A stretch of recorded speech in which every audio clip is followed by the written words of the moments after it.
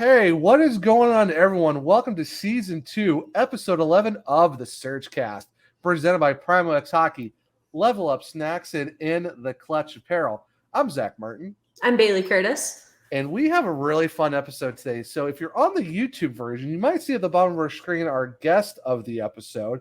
But before we get to him, Bailey, how are you doing today?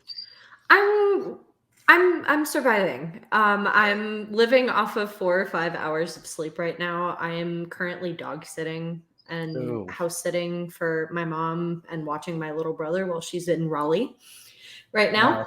Wish I could be. Yeah, wish I could be there. Yeah, I appreciate it. I'm gonna need it. No, but yeah, I'm surviving. Just kind of, I don't know. I took a huge nap earlier, so I feel a little rejuvenated, and I'm working through it. Hey, you know what? Nothing wrong with a little power nap through the day to try to get you that little extra mile, because why not, right? Yeah, dog woke me up at 2 a.m., but took a nap with me earlier, so we're here for it. Okay, so kind of a little bit of a redemption story there. Yeah. There's a nice character arc. I just thought it was funny. I was texting you earlier about the little move my cat pulled earlier too, because she not only did my dog wake me up at 2 a.m., but my cat also woke me up, and she's gotten in this little habit with waking my mom up where she'll go like and she'll wake you up. It like just to like, I don't know if it's just to like make sure you're still there or like still like alive and well. Are you still breathing? Right. But like as soon as you like go to reach for her and try to like reassure her, she'll bolt away. And I'm just like, it's the weirdest noise I've ever heard come from a cat. It's like a very bad Chrissy wake up moment where it's like, nope, not here for it. Oh my! I don't know, but it was so weird. How are you?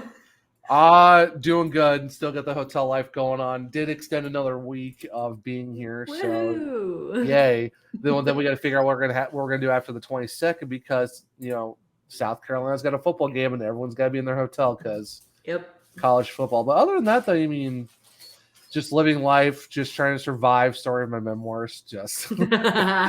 But excited for. We're getting closer to the hockey season. We got prospect camp this week, and all that good stuff. But you know what? Our guest has been waiting patiently long enough. We actually started 40 minutes later than we thought because we want to do all of our pre-show talk and not record a single part of it because that is just what we do here at the SurgeCast. We just talk with our guest for too long and don't record any of the content. So it's great.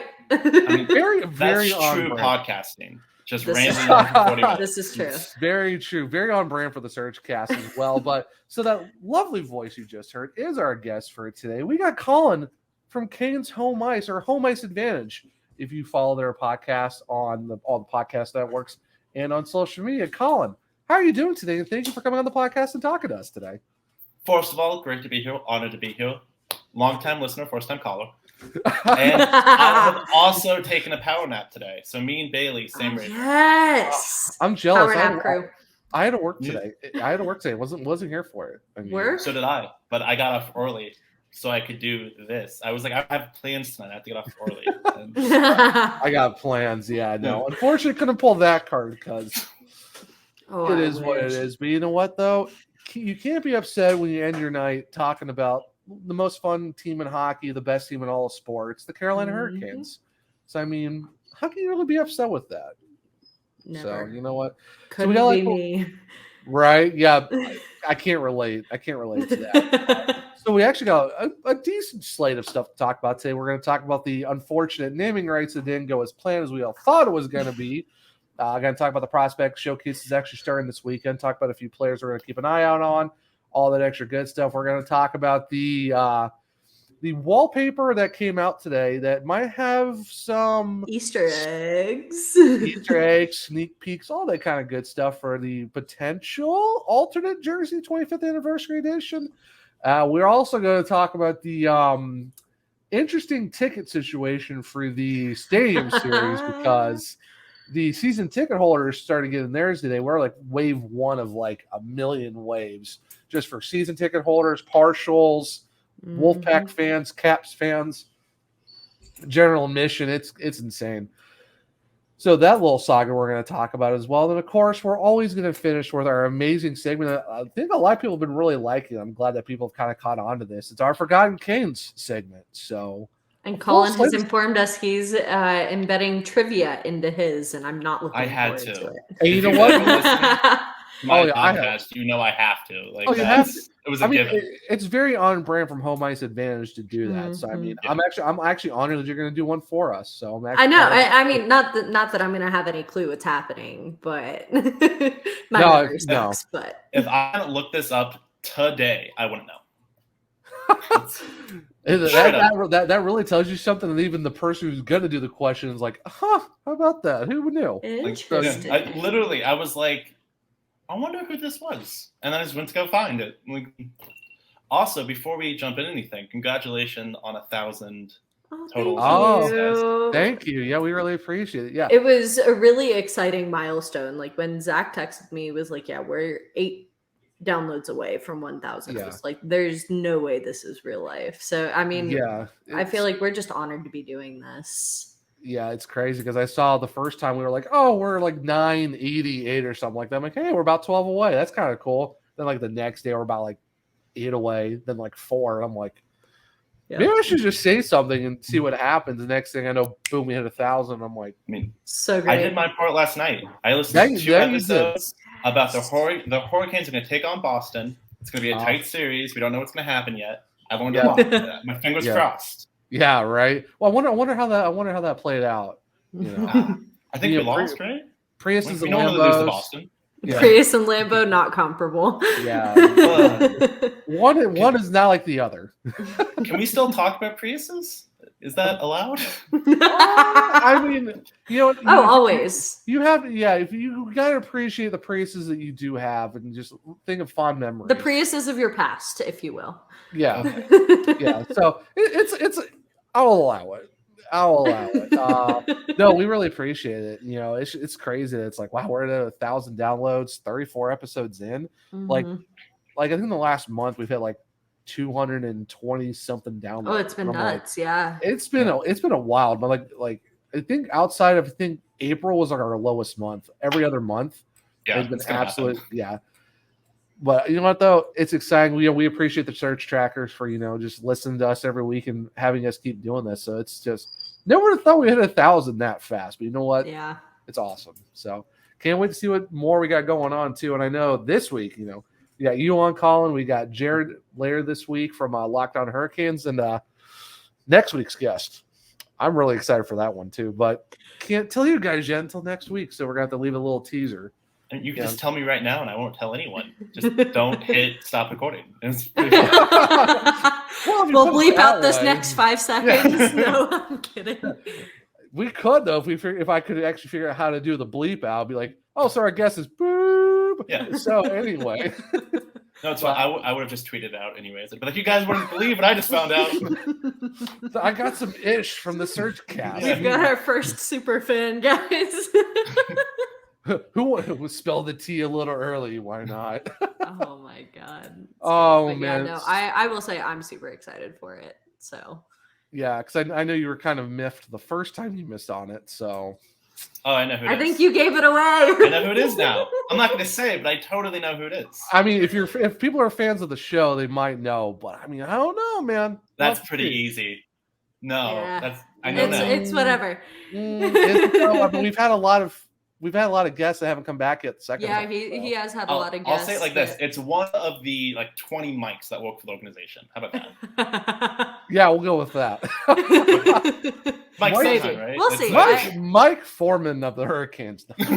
If only. But no. Who's gonna come up later? So we do have a good wish list of people and players we don't want to get on at some point. But so let's actually, are you guys actually ready to talk about some Hurricanes news and just all the fun stuff with this team?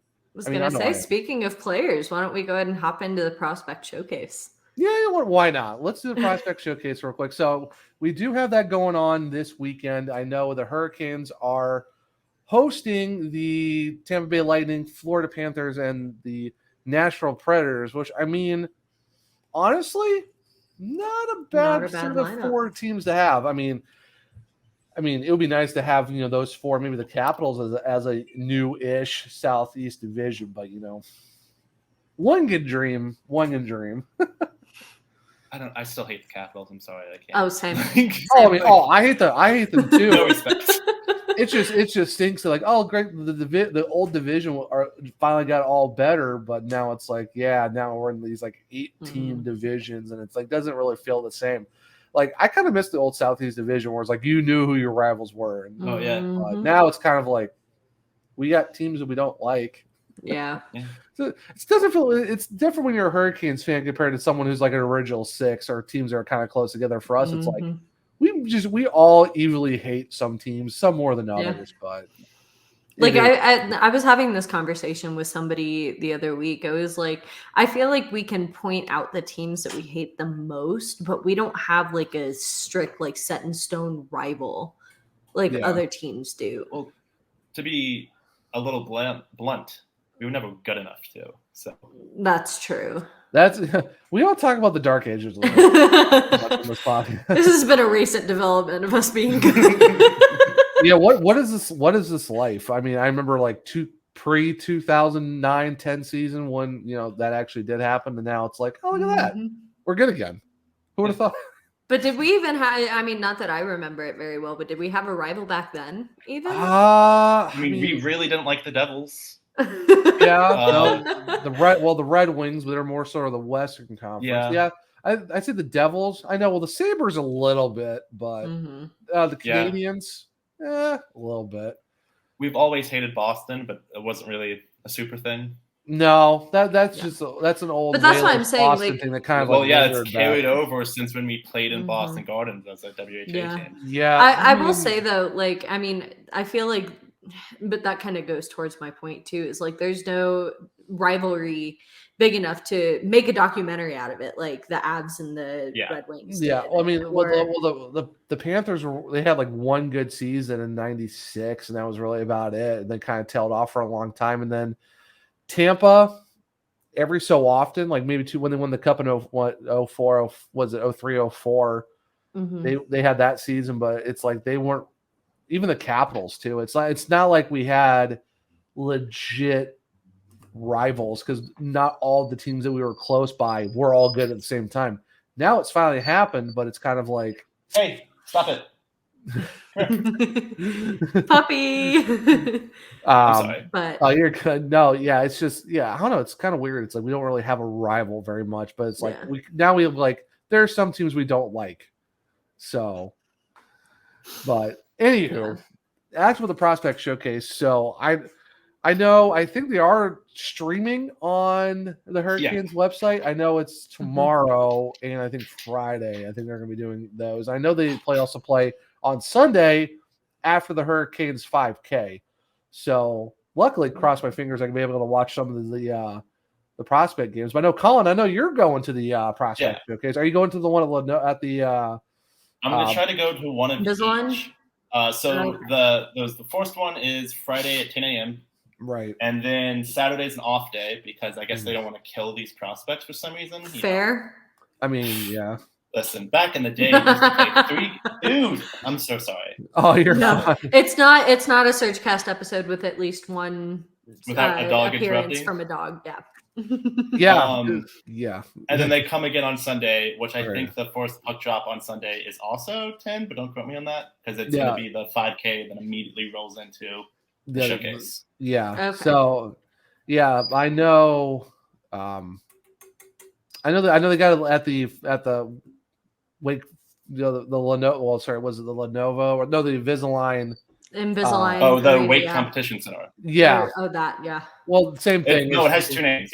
Yeah, it's got 2 names. I know it's there, and then I also know they have one at PNC. They have a couple at PNC Arena too. So, are you going to both facilities? Yeah. So Friday is going to be at Invisalign, which is the Wake Competition Center, and then Sunday is going to be at PNC. I'm going to try to go to both because I've never been to a prospect showcase because it's going to sound rude on a podcast based on the team. I don't super care about prospects. I mean, unless you're Matt Soma, who's really into the prospects. I mean, it's for me, like I have enough time just trying to keep up with the Kings by themselves and our AHL team, which I mean, for everyone who's into the prospect, you guys are the absolute best because you do a lot more. You're the reason the why only reason I know, Yeah, because like you're talking like guys in the KHL and the Swiss league and Sweden and all that. Mm-hmm. We appreciate what you do.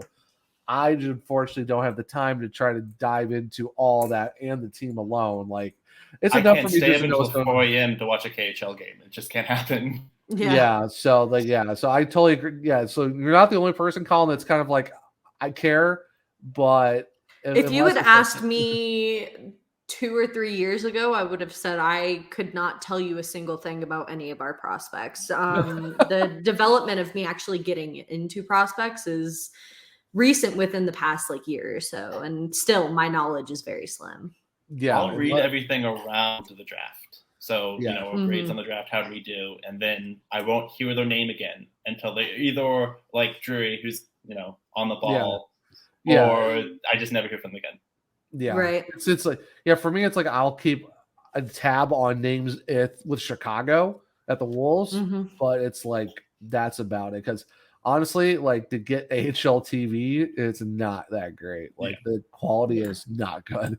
So I'm kind of like, I'll just read the prospect groups and all the Twitter accounts and see how everyone's doing. Like, cool. Or just keep up with all the news and newsletters and all the stuff from the. So I'm glad we have Sam to help keep us in the know. Yes, thank you, Sam, for doing God's work. Really. Yes, make sure to check out American Beauties. She's starting a new podcast just about the AHL as a whole, so definitely have to check that out. Big props to her for doing that because I know that's going to be a huge project, just trying to do the entire league because there's so many teams. And also great game choice. Oh, American Beauties? Yeah. Chef's kiss. Yes.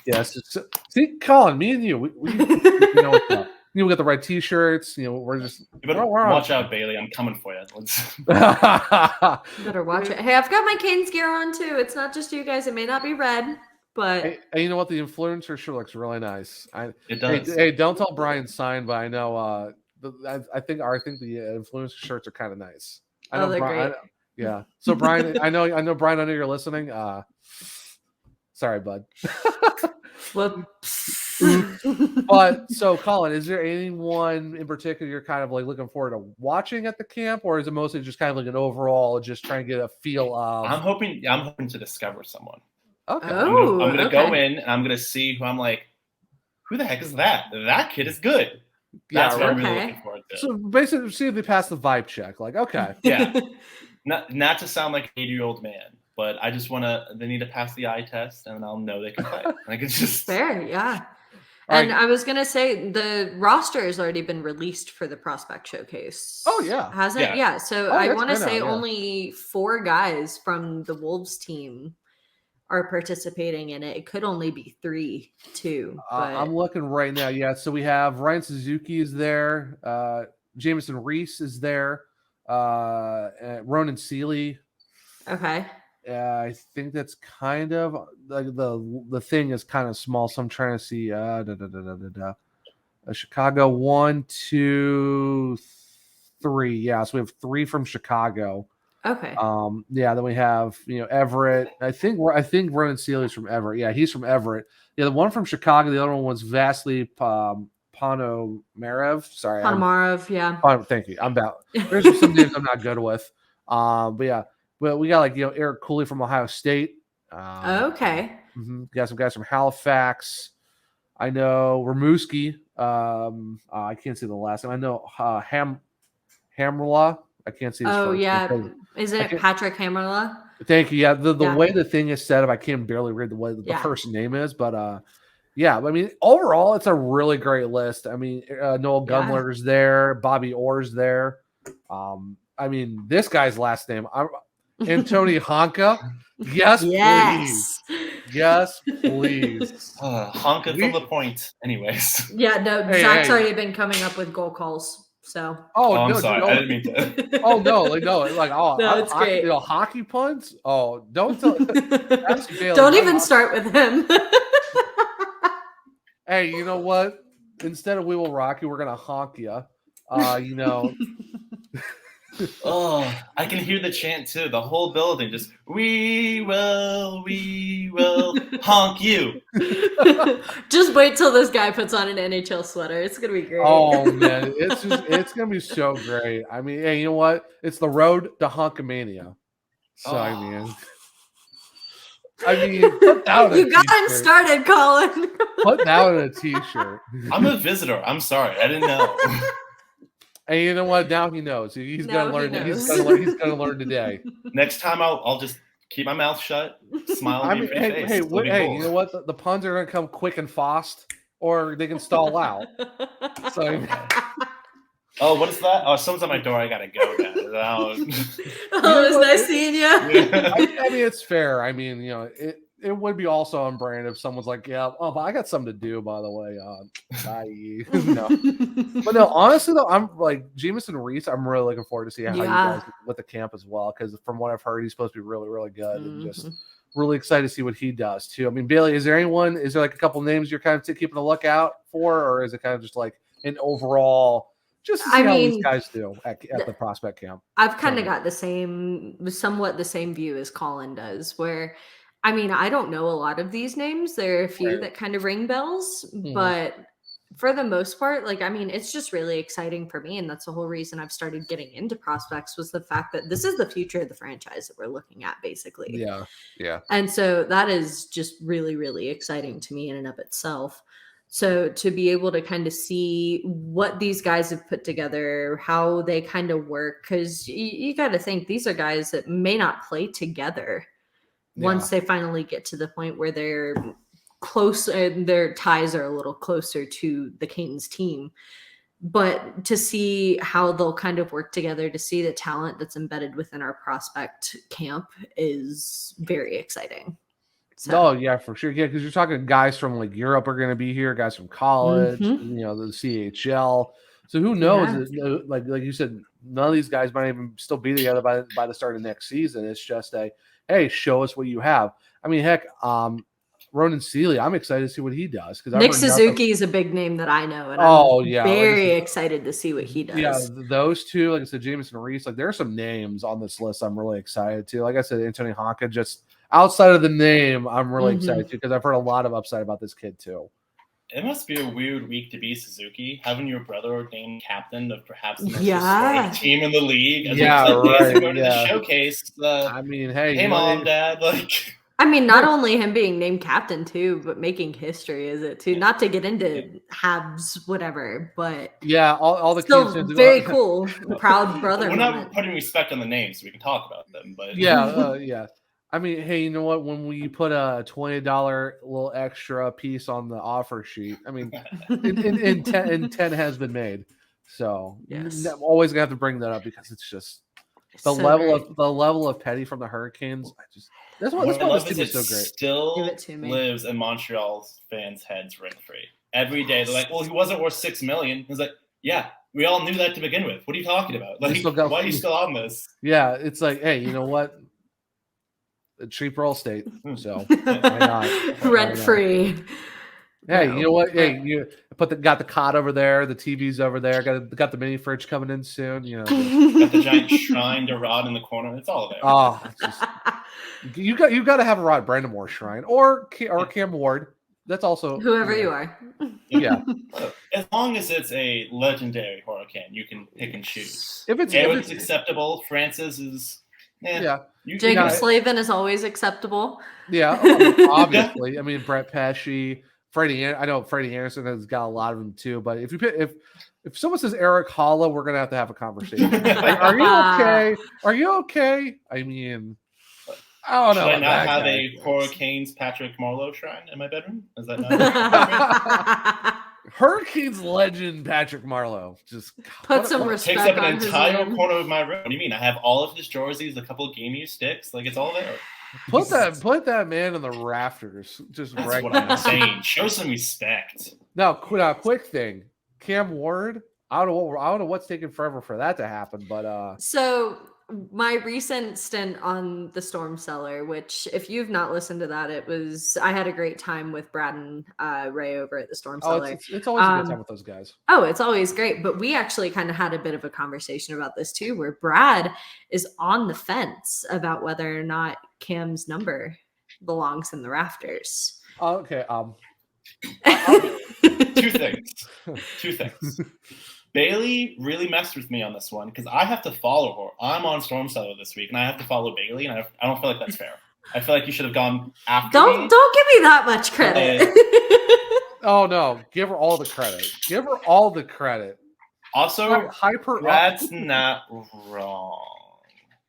Oh, For me, it's personally like if it happens, good. If it doesn't happen, I get it. I'm interested to hear your take as to why. Honestly, Cameron Ward has a special place in my heart and always will. Okay. There's a butt coming. I don't like the butt. But excluding that first mythical season, what do we have? What do we have to show his time in the net? The argument that multiple playoff seasons, playoff seasons, and deep runs. 2.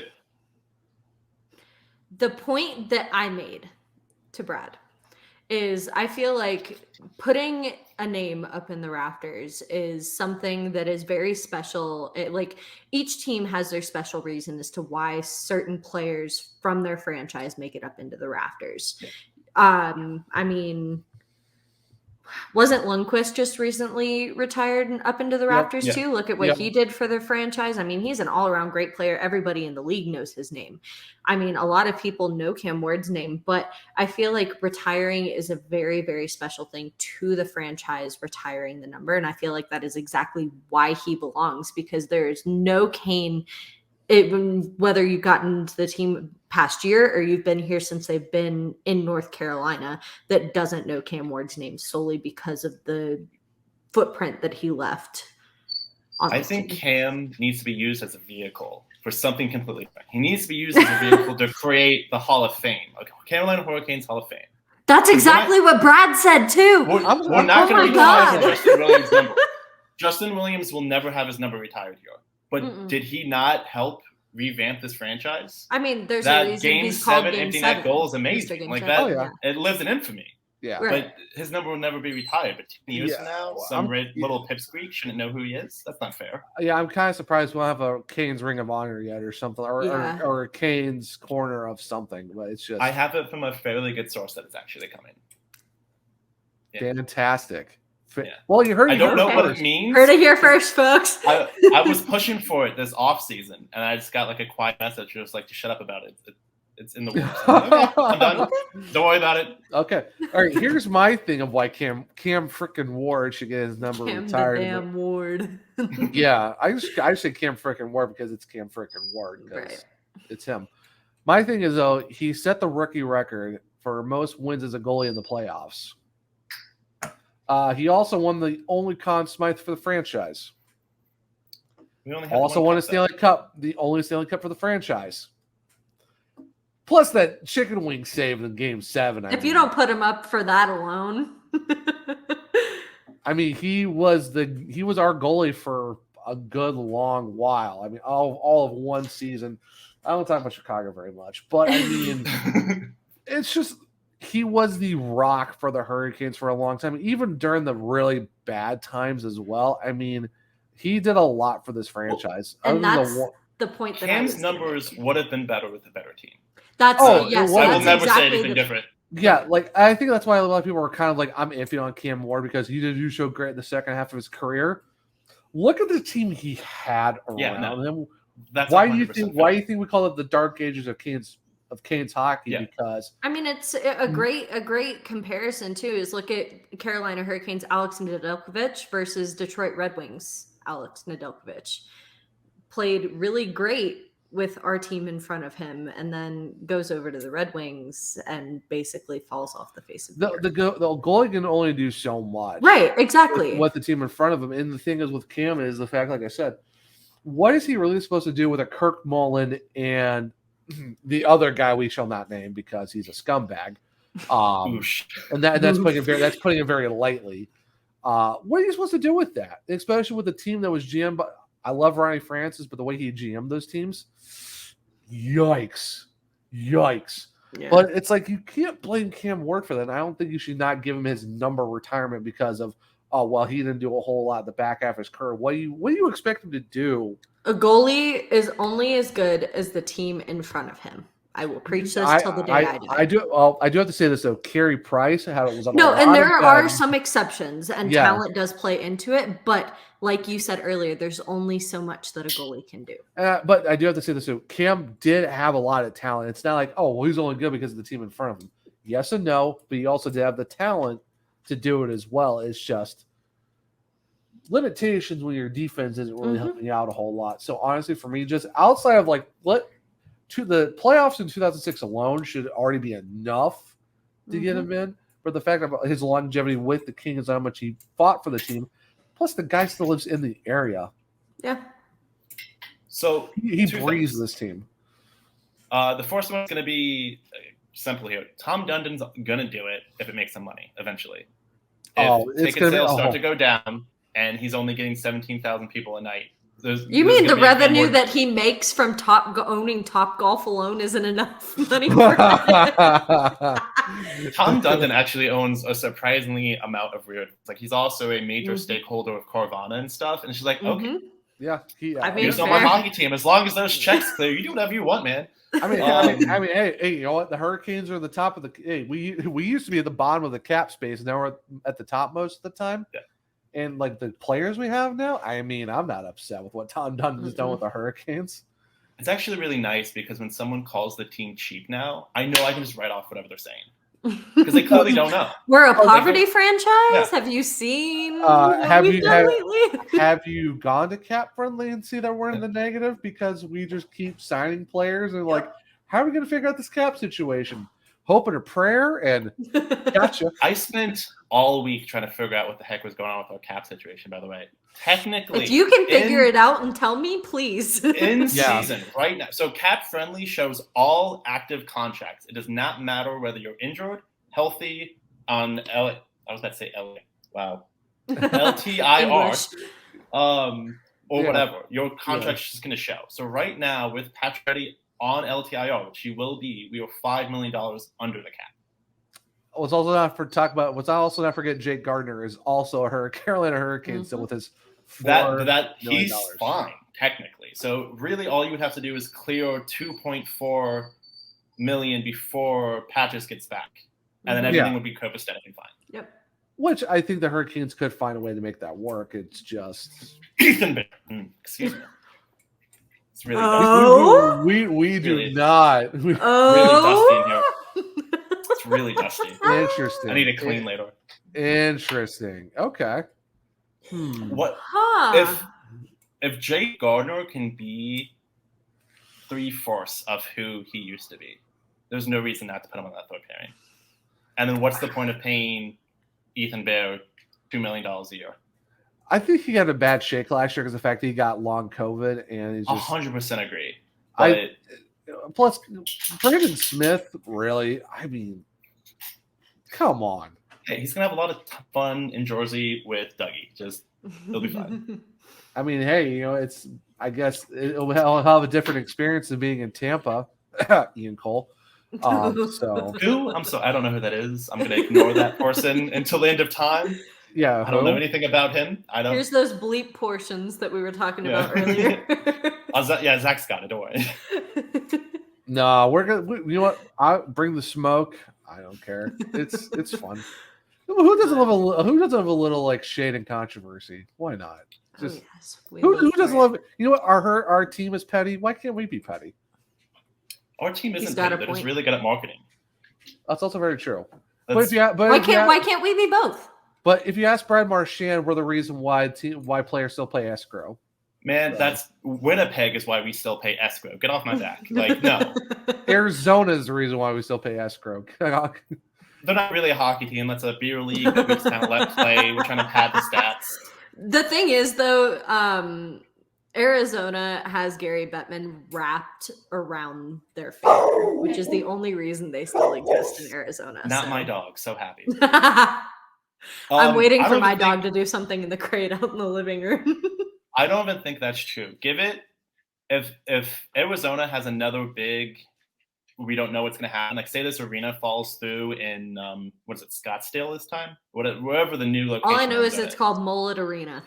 So well, that's named after a family that supports ASU. Right. But if there's another big controversy about how they're not paying the bills or they can't get another building, they're going to be pulled from Arizona. There's no way. Please just do. At some point, it's like just rip the Band-Aid off. Yeah. Send them to Houston. Send them to San Antonio. You know what? Give them Atlanta. The Thrashers were never going to leave Atlanta, and then all of a sudden, guess who's in Winnipeg? Yeah. It's just that he will never say it's going to happen until it's happening. He said that the Whalers were never going to leave Hartford. There's no reason for that. Where are the Whalers today? Like he's just trying to protect the brand. Yeah. Mm-hmm. I'm just waiting for the Nordiques to get a team back at some point because it's going to happen. It's just. I mean, there's been talks that Quebec's going to get a team next time a team needs to go somewhere. So it's because the politicians in Quebec, the premier of Quebec, every time is like, "We're going to get a team, guys. I promise." Okay. Look at this really nice arena we have that we just can never fill because. Okay, but speaking of arenas, so we've kind of the backtrack on the whole Lenovo thing because apparently everyone thought it was going to happen, and this is the only thing that Stanley's Warehouse, that one Twitter account, has gotten wrong so far. I really wish you got the Pacioretty injury wrong, but that would have been a nice thing to get wrong too. But I'm not proud of the fact that we have to go and backtrack. But I mean, I think everyone and their mother kind of was like, "Okay, it's Lenovo, cool." I never thought it was going to be Lenovo. Well, you know what? Not check all the of us receipts. Never thought it. Not all of us can be like you, Collin. I'm sorry, we're not just as amazing. We don't all have insider points like you do. I just didn't like the onomatopoeia of it. You know what I mean? Like Lenovo arena just didn't jive for me. Well, I say we can call it the Novo. Hey, let's go to the Novo. Like he had already kind of come up with nicknames, but I was in the boat, and you can go back and listen to the episode to hear me say this too. Like I don't like change. Yeah. I was not excited about the fact that I wasn't going to have to get used to calling it something else. That's why I give it. That's why I give it so many times, though. Yeah, that's why. Well, the thing is that like I'm finally comfortable calling it PNC Arena, and all of a sudden the naming rights are up. I just got done figuring out how to call the arena for the Avalanche out here Ball Arena because that was a big enough change in and of itself. Yeah. But I don't know. PNC won the naming rights. If you saw the 25th anniversary ice being laid down, announced it though. That's the weird part. But PNC surrounds. It's on the ice. Yes, it's on the ice, and I don't think they would have done it unless there was an agreement in place. Yeah, but it feels weird that they won't like. Look, we got 90 million or however much money for the next 10 years. Right. For this deal. Mm-hmm. Yeah, I think there's probably some fine points they're still trying to figure out too. But honestly, though. Can we talk about how nice that logo looks? Oh, it looks so dope. On the ice. Oh my gosh. Looks so dope. It's so great. I'm excited because Brian Sign that I was talking about earlier from House of Jerks. If I got that name wrong, I know he would have crucified me. He would have never let that go. No, not at all. Not Brian. No, but he's going to go to the 5K because I think his wife and one of his kids are going to be in it. He's actually going to pick me up some patches. The 25th anniversary jersey patches. So my Slave in an Aho jersey and whatever jerseys I get this year, knock on wood, they're going to have some nice little 25th anniversary patches because, man, that logo is so clean. 25th anniversary logo has something to do with my dad's birthday present coming up here soon, too. So yeah, I mean, that logo what are you doing nice, spoiling that for him? He's going to listen. What are you doing? He already knows. So. Oh, okay. Yeah, it's like I already know I'm getting jerseys from my parents for Christmas and my birthday. So I mean, it's not real. It's a kind of like I basically told them for the rest, like honestly, for the rest of my life, just give me Hurricane stuff. Honestly, the next year of celebrations for stuff for me and my family are not a secret because I know my mom bought me the plane tickets to get out there in February. My dad's actually buying my ticket for the game on Saturday. Is there something big happening in February? Wait a minute.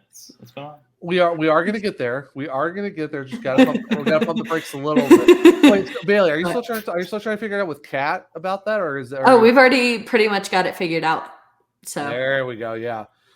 That's why we have great. That's why it's awesome to have. So grateful for her.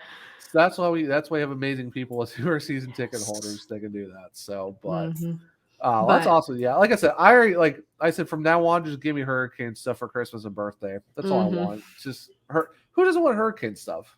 Yep. Yeah. I mean, come on. It's so great. When you have too much of it, it can become an issue, though. Just so you know. Oh, there's no such thing as too much. Exactly. I 100% agree with that, but I'm told that who says we have to listen to other people? So as a divorce attorney, mainly. Oof. Yeah, I mean, could you imagine that? And why are you getting divorced? Because I'm tired of the freaking hurricanes. I can see it. I mean, if he thought that, he wasn't worth keeping around anyway. There was 4 bobbleheads behind me. There was 4 bobbleheads next to me. There was 4 posters on the wall. There's 2 jerseys right behind me. There's 2 signed pucks right here. I'm surrounded by it. And I don't think that was his decor idea. I still don't see the problem. I mean, as they say in Mean Girls, the limit doesn't exist.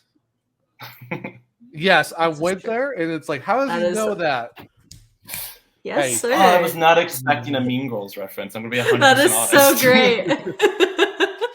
Of all the people to give a Mean Girls reference, Zach, I did not expect that from you, but I'm here for it.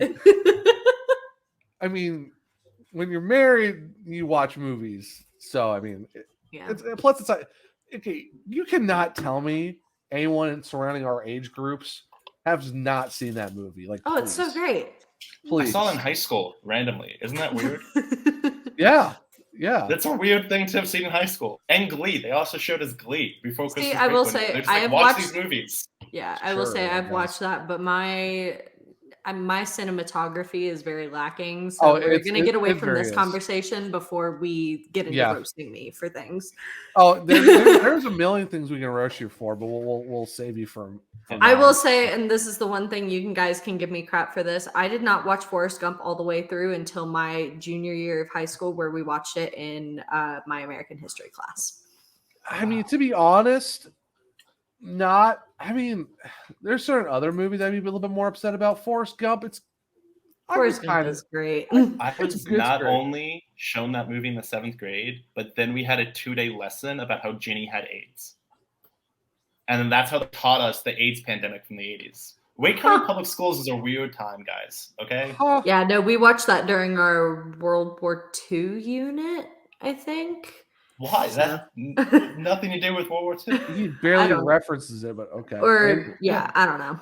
Anywho, that was just the teacher wanted a day off. They're like, I know what we're doing today. He also loved Forrest Gump. He made it I had a free period my junior year too, so I offered because he was lacking on something for a giveaway, and he was like, "Yeah, can you go down to the I forget what the little store down the street from my high school was called, but he was like, yeah, they have glass bottles of Dr. Pepper. I need you to go get that and a box of chocolates for me. I will pay you back. I was like, deal. Cool. Wow. What are the odds? But yeah, it's so great. But anyway. Yeah, so talking about the Stadium series and all the other good stuff, there's been a Bailey, how should I put this? A kerfuffle, a brouhaha. I will say there's a special people in the HE double hockey sticks, and there's a special place down there for some of the people that came out when these tickets were released. So basically, the first wave of the Stadium Series tickets went on sale yesterday. Yep, for the full season ticket managers or full season ticket members. Yeah, so we have like two. Well, Collin, I know you're a season. Do we have 2 more waves, or is it 3 total? Like, do you know? No, they have no idea. According to Mike Foreman, it's all controlled by the league, and they're just going to do what they want, and we don't know. Yeah. So I know there's another wave happening for partial season ticket holders. October 4th. I know with our season ticket, the full season ticket holders, I think it's like either one more or two more waves. Okay. Then it's, don't quote me on it. That's what speculation from other season ticket holders. But I know partials is October 4th, and then after that, I think it's like NC State fans who are season ticket holders of the Wolfpack, because it's at their place. Mm-hmm. They also get a little bit too. Then it's Caps season ticket holders also get a little bit because they get allotted 30% of the tickets. Thank you, Brian, for that little caveat. So it's they get 30%. So I don't want to hear anyone on national TV saying, "Oh, how come they can't sell out?"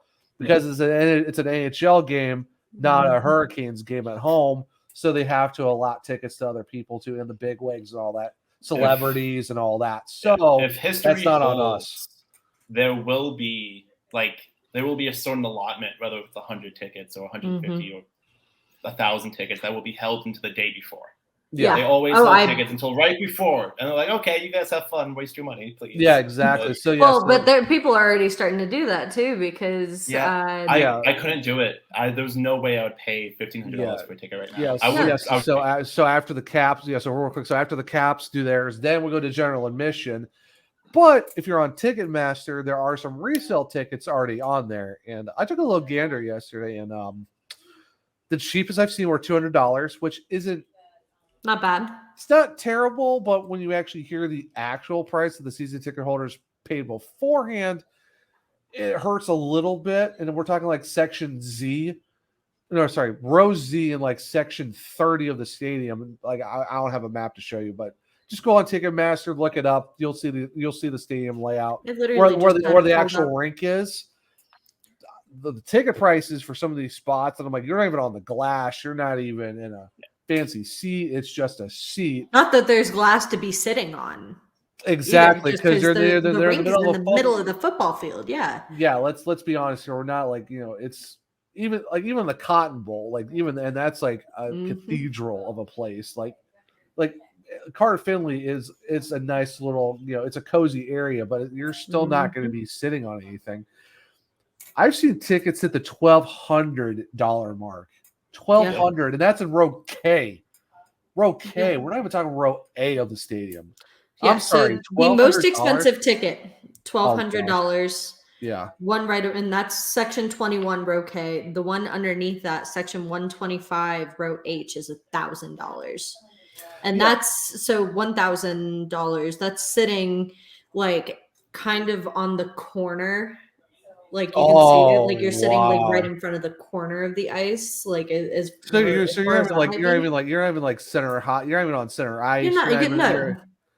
So this is my thing, because the fact that right now this is only season ticket holders for the Canes doing this, and I'm not saying it's not all season ticket holders are like this, because Collin, I know you're not. I know, like I said, Bailey, you got Kat, I got Brian. Everyone's got friends and, who are season ticket holders who, aren't like that. But for the people who are doing that, the two other Hurricanes fans, like, come on, be better than that. Like why are you going to gouge that much for tickets? It happens every time. I know every season, every yard sale, someone does this every time. Yeah. Oh, I mean, like that one guy who got like every like game use stick and then try to sell for like $300 when you pay like maybe $100 per stick. They're normally $85. Yeah. So they're gonna just take it. Like, get out of here. Give us money. Yeah, it's I want to go to one of those eventually. It's just I got to be on a day off and I can get up there and do it because I want to. Well, you also got to think too. There's people who like camped overnight in a line. People will show up 2 p.m. the day before, and they're tailgating yard sale. It's how they do it. It's crazy. I just want to get a picture with the banners whenever whichever. Hopefully next year we got the NHL Stanley Cup one. That'll be kind of nice. But the thing, like you said too, Collin, like it happens all the time, but it's just like it's gross. It's become old at this point too. Like I don't understand. I mean, I understand making a quick buck, but like to do that to your own franchise of fans. Yeah, and the fact that you're going like I don't even know what the percentage above the actual, because I know Collin, you gave us your number of how much it was just for season ticket holders, and I'm like, okay, $95 per ticket, not $1,200. Yeah, like I even said, 200 still kind of hurts a little bit, but that's doable. That's what I expected to pay it's for. Doable, but you're talking like $1,000, $1,200. You're not even like on center ice. You're not even behind a bench. You're in a corner. Like, come on. Like, and I like corner seats as much as the next person. I mean, they're all right. They're no center ice seats, but they're still like depending on where you're sitting, there's a decent view. But to charge $1,000 to sit there, when we're not gonna, I mean, it's not like it's gonna be right up on the glass anyway. Like you're still like an entire whatever hypotenuse away from the ice. Yeah, like what's the 45-degree angle of the XYZ and all this? Like I don't need to take trigonometry to figure out where my seat's at, but it's just like, why is it that? Why would people want to do that? Yeah, it's a once in a lifetime game. Like, come on. That's my biggest problem with it. If you're a season ticket member, you're supposed to be this devoted fan that cares a lot about the franchise, the team, and its fans. I'm a season ticket member. I want the team to grow. I want its fan base to grow. I want more and more people to come to the game. Right. Why would I then turn around and say, oh, you're a Hurricanes fan? Well, guess what? I hate you. Give me all of your money now. And I know there are a bunch of people who bought season ticket memberships just solely to get their priority access to this game, which is fair. I sort of kind of, I mean, I get it. If I had the money to spend on a season ticket membership just to sell all those tickets anyway to get that access, maybe that's something I'm doing, but I'm still not going to sit there and sell all the tickets. I'm a big proponent to getting season tickets. It's much more if I could get season tickets, I absolutely would. Just hop on a plane, Bailey. Stop being such a quitter. Come on. If I had that money, I'm still in college, bro. Leave me alone. Well, the funny thing is, because I was thinking about getting him this year, but we just got a house, kind of threw that to the wind. But right now, tentatively, I am looking into next season getting full season tickets. Granted, it is a year behind compared for the getting for the Stadium Series, but I mean, just to be able to get it, and then talking to my rep, like all the things I can do with it, I'm like, that's actually kind of nice for being 3.5 hours away in South Carolina. Very doable. And if I had the ability to do even that partial, like whatever it was, 11 game. I know there's 22. I know there's 11, and they just announced a 5 game plan. I live 15 minutes away from the arena, by the way. So you guys with this 3 hours of having to hop on a plane, like I drive. They can hear me. I used to be 35 minutes away, but because I used to live in the Clayton area, but yeah. I used to live in Apex. So I'm so sorry. hey, it's not Cary. The only nice part about Apex is that that's where John Forsland lives, and that's the only saving grace of Apex. I guess we're talking like 27 years from the last time I lived there, so I guess it kind of makes sense because I don't know what Apex is like. No, I thought it was nice when I was there, but we're talking Apex, Cary. There's another city that's right there. I can't think the name of. Or all practically just Cary. They were all just transplants from up north, whether it's Pennsylvania, Connecticut, or the suburbs of New York, but whatever. We're not going to get into the Rangers today. I'm originally from Ohio, so I mean. Yeah. So you're the problem. Now we know. Actually, I'm coming for your job, Zach. Bailey, you're safe. Well, technically, I'm a problem out here in Colorado. Colorado natives hate other state transplants, so everyone hates other states transplants. It's just what it is. But I mean, hey, I love the Hurricanes. So I mean, that has to that helps. That helps your case. I can almost forgive you. Almost. If you get the trivia question right, I'll 100% forgive you. But if you don't, I'm sorry. I mean that's fair. But no, but going back to the line here, Zach. When is it not? But honestly, though, like going back to the tickets real quick, it sucks. I'm glad we're finally getting an idea what the tickets are going to be like, what the seats are going to look like, and stuff like that. So it's definitely exciting for sure, knowing that, like, okay, we're kind of getting a gist of what's going to happen. What the seats are going to be kind of looking like, what the seat map is like, and stuff like that. It gives us another milestone to get to. for that. It's just the price gouging is the problem. And it's like, come on, let's be a little bit better. So before we go to our next couple topics, and of course our Forgotten Canes as well. Quick piece of advice. Yes. If you're not a season ticket member, do not buy this ticket right now. Do not waste your money. Wait. There will be more tickets. Do not give in and give this scalper all of your money. Yeah. It's not worth it.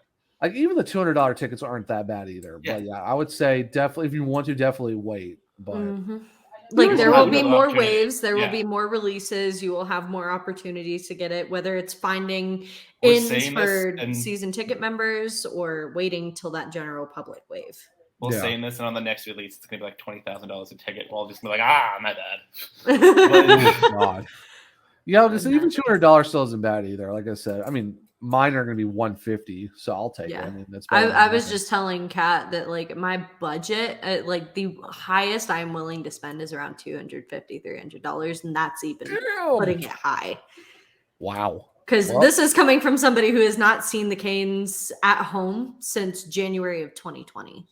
So yeah, that's fair. And I mean, it's a once in a lifetime game. It's like you kind of have to do what you can to get there because it's like I'm not going to go as far as selling a kidney or whatever, but the thing like it took us to our 25th anniversary season just to get an outdoor game. Like who knows when we're going to get another one? That's Dundon. I would put money on the fact that we're going to get another NHL event. The problem is that Cormanos didn't want to have to invest into getting these events. Yeah. So we never got them. And Dundon wants the money, so he's willing to do it. I should say, who knows? We're going to get another one at home. We might get one on the road, but in Raleigh, hey, you know what? At least honestly, still shocked we got it. So hey, you know what? At least it wasn't like, hey, we have a Stadium Series game in Charlotte.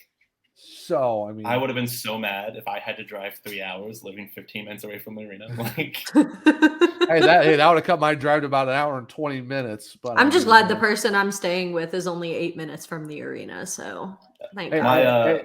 My brother lives in walking distance. He purposely got an apartment that was in walking distance. So if we have a fun game, drink too many Storm Brews, we're just walking. It's fine. There's no problems. Hey, you know what? That is thinking ahead and thinking. So hey, you know what? Think smarter, not harder. So you know what? Yeah. But before we go into the last bit of the show, we're actually going to take a quick minute to talk about our amazing sponsors. Primex Hockey, Level Up Snacks, and in the Clutch Apparel. So when we come back, we'll finish up the episode right after we talk about our amazing sponsors. Hey, what's going on, everyone? We'll get back to the reference of the episode after we talk about our amazing sponsors of the podcast. First sponsor we're going to talk about is our original OG number one sponsor, and that is Primo X Hockey. If you're looking for any hockey equipment, if you're talking indoor or outdoor, pucks, sticks, tape, apparel, anything like that, Primo X Hockey is the place to go. If you go to primoxhockey.com, they have an amazing sort of options for stick tapes, stick guards, pucks for indoor and outdoor, laces, all that type of good stuff. Definitely need to check them out. And the good thing, too, is they do ship across the United States for free. Or if you're in the Raleigh area, you can actually pick up at their warehouse, which I've been there before. It's a really great facility. It's really kind of cool how they have that place set up. So I would definitely say if you're in the area, go check them out because why not support local, especially in the Raleigh area with the fact that they're also amazing Caniacs as well. So if you go to primoxhockey.com and if you use the code SurgeCast at checkout, you get 20% off your order. And it helps and it lets them know that we sent you there and it helps us at the podcast as well. So like I said, definitely a great group of guys. Definitely need to go check them out at primoxhockey.com. Use SurgeCast for 20% off your order and make sure to go check them out on their socials at primoxhockey. That's on Twitter and on Instagram. Next up, we have our amazing sponsor in Level Up Snacks, formerly Shocked Hydrate. Amazing, awesome group of people and company over there. If you're looking for some quality snacks and drinks, definitely go check them out. You can use code SurgeCast for 10% off of your order. Amazing sponsor of the podcast. We're super lucky to be working with them. So definitely go check them out. You can go check out their socials on Twitter at Level Up Snacks. Like I said, 10% off, code SurgeCast. Go check them out. Next up, we have our wonderful sponsor at In the Clutch Apparel. If you are looking for some awesome vintage sports apparel, I know they have some Whalers merch on there. If our fellow Hurricanes fans, you will definitely enjoy products coming from them. Not just vintage sports and hockey, though. They have baseball, football, anything your heart desires. Definitely go check them out. And we also have merch on there as well. If you're looking for a hoodie for the upcoming fall winter season, or just a t-shirt to come and rep the amazing SurgeCast, go check them out. You can use code SURGE at checkout for 10% off there as well. And lastly, the sponsor is not only of the podcast, but it's more so of Belly Up as a whole, and that is Canadips. If you're looking for an everyday way to try to wind down from a tough day, or just try and get through the days in general, I would definitely say check out Canadips. They're a great CBD company out of California. The good thing is it's hemp only, no THC, so you can just take them whenever you can. They're coming in little pouches, about 10 milligrams, 150 milligrams per can, so you get about 15 pouches of those. They're really great to have. I know for me, it definitely helps with my anxiety. It helps with the joint pains, and like all the playing sports and stuff like that. I've used them a lot. I know a lot of people around Belly Up Sports have used them, and I definitely would recommend these things to anyone if you're looking for a way to help you just get through your day and try to wind down and try to get some relaxation and zen into your life. A lot of great flavors. We got the Palmy, which is black tea. They got the new ice cream sundae, which is really good. They got mango. They got watermelon and pina colada and a bunch of other different ones. They even got the normal classics like wintergreen and stuff like that. So definitely go check them out. If you go to CanadipsCBD.com and then /BellyUp20, then that's the link that you can go to and go on the website and order from there as well. Or if not, just go to CanadipsCBD.com. Then at checkout, use BellyUp20 and you'll get 20% off your order. And it actually helps out the global brand of Belly Up Sports if you go use that discount code of Belly Up 20. I couldn't recommend these guys enough. They're great. They're amazing. So definitely check out Canadips at CanadipsCBD.com or just normal Canadips.com if you're looking for more of something else past just the normal hemp CBD type stuff. But definitely have to go check them out so that we can help us, the podcast, and also Belly Up as a whole. So without further ado, let's send it back to the rest of the episode. And we are back. So we've already done the arena name. We've already done the Stadium Series ticket fiasco that's already happened. It's still exciting, but also fiasco. Talk about the Prospect Showcase. So we have, right before we get to our Forgotten Canes, we got one little extra thing to talk about. Preseason games. Was just told today by our amazing guest that, of course, it was all over the news, but I was working, so I kind of missed it. But Collin, thank you for letting us know about it. Preseason games are not going to be televised, but they will be on the radio. Well, the radio for the Hurricanes, which is basically just it's Mike and Tripp, but 99.9 The Fan. Yeah, I mean, which is still fantastic. I mean, it's still at least something for us to listen to. But yeah, unfortunately, no preseason games, which is kind of interesting because you're kind of used to that. But they normally do at least a couple, and especially we have more preseason games this year. It's weird that they're not doing any. I was going to say, because we only had 2 last year, if I remember correctly, both of which were televised. Well, speaking of televised, I am completely. We got a new in-arena host. Well, for the television side, Hannah Yates. Hannah Yates, on-ice reporter. Yep, and she's coming from the St. Louis Valley Sports group that's over there.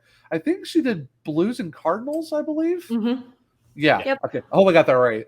But yeah, really excited to have her on. I've heard a lot of good things about her. Just catching stuff from St. Louis, people out there, and just overall with her work. I mean, it's honestly really cool to see, another person coming on, taking on that role. And I know, Bailey, I know you're kind of excited. Another name on the short list for potential guests in the future. So I mean, it's really exciting for me too, as a woman who is looking to go into hockey at some point in her career in the future, to see that they were looking to replace that role in the franchise with a woman. And it just goes to show how much the game is changing and improving. And when it comes to representation within those kinds of fields, how much more diverse when it comes to gender it's becoming. And it's very exciting to me to see that being more accepted and that being more seen in the league. Oh, for sure. It honestly feels like a Don Odell thing, because ever since he became president of the team, we've only had female on-ice reporters. Mm-hmm. Yeah. And it's a pretty regular thing around the league too, I feel like. But at the same time, it's becoming more regular. There's still a lot of teams that still aren't doing it, but we're seeing a little bit more of a constant thing, which is kind of nice because it's good to see some representation, like you said, Bailey, and it's it's a different perspective on the game that we would see. And honestly, getting Hannah is a great addition. I'm really excited to see what she does with the Hurricanes. I've heard nothing but great things from her. So it's really cool to see that. Of course, Shane Willis will be back. Mike and Tripp are going to do the calls like usual. Tripp is officially back. Yep, Tripp is officially back. So congrats to Tripp. Tripp was never going to not come back. There's still, especially after everything that happened towards the end of last season, I was a little worried that he was going to be taking a little bit of a longer break, which it's not necessarily something to worry about. I was just more worried about his health and his well-being than anything. Yeah. But it's really exciting to see that he feels well enough to be able to return to that role, which he is so beloved in. Well, plus like how open he has been about it too. It's really cool. It's really great to see. He's actually like not shying away from it and like taking it on and just being able to be an advocate for it too. So that's really awesome for Tripp. But to have him back, being with Mike, who's going to do the calls, and then Shane Willis still doing all the pre games and post games and all the intermission stuff. Basically, the band's coming back together with a little bit of an addition. So. Honestly, just having Bally Sports with them back again, it's gonna be so. I have high expectations from Hannah Yates. I've heard nothing but great things, so I'm super excited to see how she works. Yeah, honestly, it's gonna be fun. Did you guys talk about Calvin DeHaan? Wow, DeHaan, I can't even say his name. Calvin DeHaan, no. So that's a fairly new thing. So another PTO just another PTO just like I think it was Derek Stepan. Yeah. Calvin DeHaan is somewhat back with the Hurricanes, which is interesting because I know he kind of was like on the fence about coming back because I knew he was in Chicago the last 4 years. But it's kind of cool to see him back. I mean, everyone loved him when he was with the Hurricanes the first time. It's definitely interesting to see how that's going to play out with how our defensive room looks right now. I'm excited to see what Jared Ellis thinks of his return too, given that whole exchange that had. Yeah, like I said, but you also get Jalen Sheffield and Jay Gardner. Everyone, the first two lines are already taken care of. It's just what are you going to do with the rest of it too, as well. And honestly, I think Calvin DeHaan's rocking 4 at training camp because new numbers too. Yeah, Jalen Chatfield rocking, what is it, 5? 5. Yep, the last person to wear that was Noah Hannafin. I totally forgot about Noah Hannafin for a hot second because it's been a bit. I thought of Tomas Cabriolet. I was this close to doing him as my forgotten Kane. Noah Hannafin. Oh no, he don't do it. Yeah. Well, I thought Tomas Cabriolet because that's what he wore when he was with the Hurricanes around that time, and then I think Derek Stepan moved to 21. I think Noahson's 23. I forget who's wearing 18 now because Derek Stepan gave that number up. So the tweet's somewhere on there. Where I'm about to look this up because that's going to kill me. Yeah, go to Walt Ruff. He might have it on there too. But a lot of new numbers. I'm actually kind of excited. Who doesn't love a new fresh number to give? Jack Drury is wearing 18. I think. See, that's what I thought, but I wanted to check before I said it. Ryan DeZingel's 19. Which I'm fine with. Good for him. I'm kind of surprised that's a thing again. Like Ryan DeZingle, who would have thought? It's the year of no way bringing he cracks back the former NHL pains. roster. He's not. Yeah. I think I'm just kind of still surprised we got Paul Stastny. Yeah. Just out of the blue. That wasn't on my bingo card of acquisitions again. Heck, I didn't even think we were going to get Brett Burns. But look at and Max Pacioretty. Look at this now. The thing with Calvin is, This is going to sound so stupid. It was upsetting to me because I had just finished my season preview podcast. Like everyone is doing it. I did it. I came up with my lines. And then Don Waddell walked in at full turtleneck and was like, hey, see this wrench? Let me throw it into your plans really quick. No, it's like he took your roster and just set it on fire. Yeah. And it just made you like, watch that's cute. That's so cute. No. See, that's why I want to wait until we actually get like a lot closer to the regular season. Like right before preseason starts, yeah. Even then, it's like not even opening night, like a weekend. Then I'll do my roster. That's what I'm thinking. Like a season preview with the lines and all that. That might be like a week before the actual regular season starts because I do not want to like chance it and be like, oh, this is the roster. Psych. So you thought, but not really. I literally started my preview off with, I'm sure mine isn't right, but neither's yours, so shut up. Like, you know what? That sounds about right for brought me back down to earth just a little bit. I mean, at this point, do you think Rod knows? Like, I don't think Rod has any idea who's on that third pairing yet. Rod he's just ready for the season to start because he just has his lines somewhat. I keep seeing a lot of people talking about that real quick. I keep seeing a lot of people splitting up Teravainen and Aho. No. Stop. Okay, I understand you maybe want to take Svechnikov off that line, but you cannot break up the fins. You can't break the fins up. No. Fins get wins. Let's not break something that's not broken. Right. Rod does it during the season, not even like planning. He never starts them not together. But during a game, he's trying to create something. There's been games where he's tried it out. Yeah. But it's not long term. It's not happening. Right. No. I honestly don't think Rod knows what he's doing with lines until like 5 minutes before the lineup comes out. Yeah. Like the thing is, like, you might have the Sat line, but I don't really see a lot of, oh, we're going to put Teravainen and Aho in different lines. Like, no. Yeah, I see a lot of Natchez and Teravainen together, and that pees me off. Not to go listen to my podcast, Home Ice Advantage. But I said that Jack Drury is going to be the fourth line center, even though Rod doesn't number his lines, but whatever. And then Natchez should be on his wing. But listen to me on this one. It's so you can swap them around, and Natchez can get that center time for the first 10 games of the season.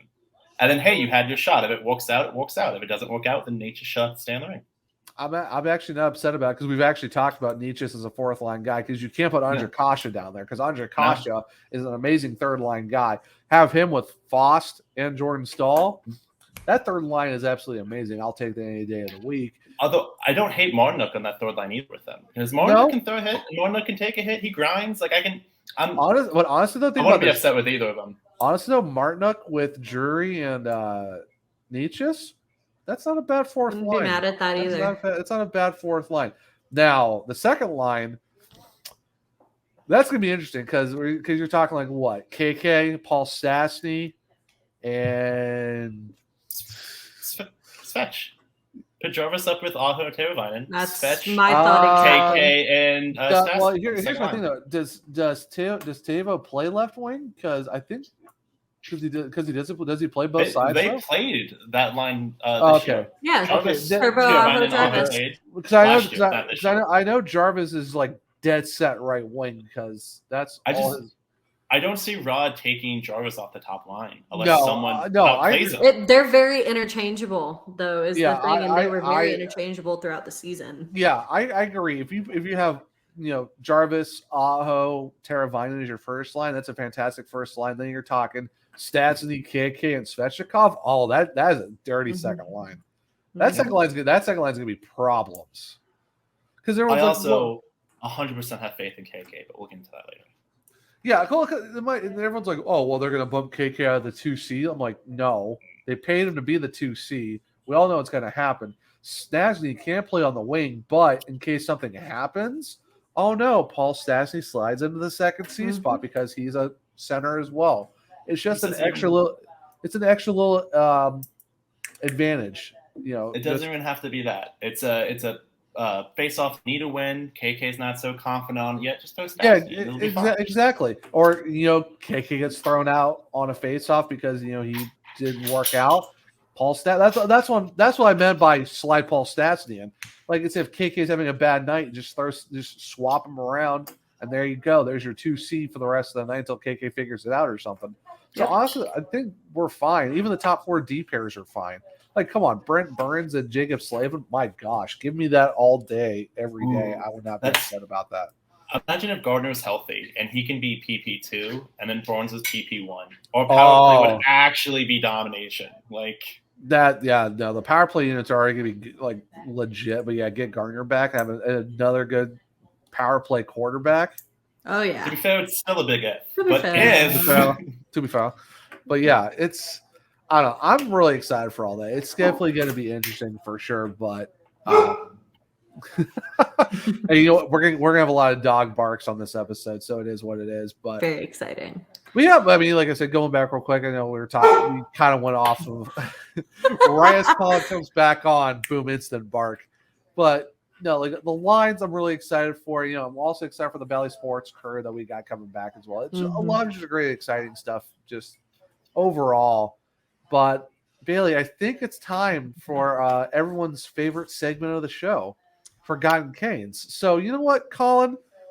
Since you've been teasing this trivia to us all episode, let's go ahead and get it out of the way. Yeah, let's start with you. Who is your Forgotten Cane trivia edition? There's actually going to be 2 trivia questions here. The first one's really easy. Maybe I'm not sure, but this is a really well-known one for older fans. Okay. There was one player who scored the last goal in Hartford and the first goal in Carolina. Oh, gosh, and I know that too, and I'm so mad. But that's also not my Forgotten Cane, because this is a very well-known cane. Oh, no, and the thing is, I know the first goal as a Hurricane, he actually scored it in Tampa. But right. I know you're talking about, and I'm so mad, because I can picture the guy, but it was the first captain of the team in North Carolina.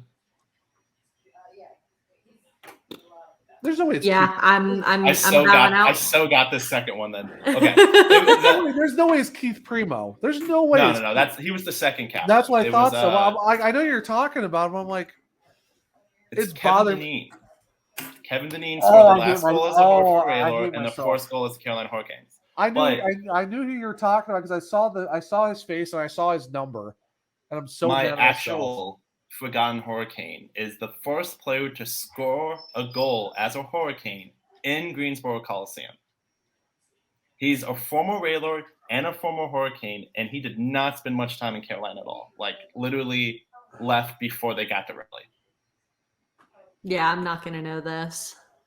He played a total of 263 games from Zach's 1995 until 1999. I know. Wait. He was on the right ring. I have to ask you this. Does he have a certain award named after him? By the team? I don't think so. I might be wrong. I'm now doubting myself on that. Is it Steve Chason? No, okay, good. Okay. Oh, okay. No. Gosh. I thought for a second, I'm like, there's no way it's Steve Chason. The thing is, like, I kind of vaguely know who you're talking about, but like once again, see the face, can't remember the name, and it's really bothering me right now because I should know Kevin Dineen. I should know Kevin Dineen. That's absolutely killing me. Kevin Dineen is a classic. Oh, how long have you been a Hurricanes fan? Who scored the first goal? Like, that is like classic old hockey fan question. To be fair, I know it. To be fair, I was 6. I was 6 when the Canes came around, so I mean, it's kind of. I'm 24. I was conceived when the team moved down to. Don't even come on. I'm 31. So, I actually have somebody that knows my generation somewhat well now. I'm so proud. I'm so happy. Hey, Bailey. I'm 21, so. Hey, Bailey. Say your birth year. You know, Brad and Ray told me to call you Gramps. Oh, gross. Me? You were born in 2001. I was 2001. When your birth year has a compound in the year, oh my gosh! This is becoming a running joke on the podcast. 2001. If you have a compound sentence in your birth year, Wolf does. Are you a real adult if your birth year doesn't start with 19? That's all I'm saying. Yes. I have seen no evidence. I am wise beyond my years. Anybody who knows me can attest to this. Yeah, so. no, I can attest to this, but it's also It's also up for subject to the matter, or however that saying goes. I have my few generational moments. You do? Did I ever give the answer? Wait a minute. Oh no, you didn't give the answer. Who is the answer? It's Nelson Emerson. He scored on a power play in the first period in Greensboro, October 3rd, 1997. Okay.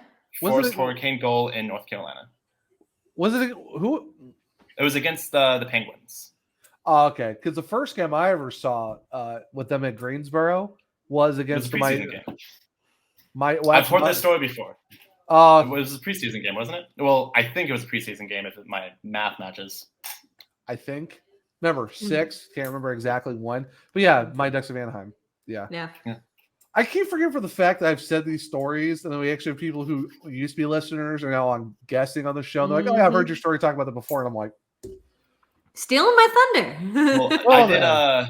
I did an episode of the podcast on Greensboro, which is called Green Acres. And I was thinking of asking you to talk about it. And I was like, nah, he's too young. It's just gonna be like, yeah, it was a lot of fun. Like, so. I could maybe give you some decent details, not a lot, but I can probably give you a little bit if I was, but I ended up interviewing the reporter who covered the team for ESPN. So I mean, that's cool. Definitely, definitely a better option for sure. But yeah, you know what though, like I said, I saw the face, could not get the name, so I would have no idea. Again, so I looked this up today. Give us some stats on your forgotten Kane for those of us who don't know. He was traded to Hartford from the original Winnipeg Jets.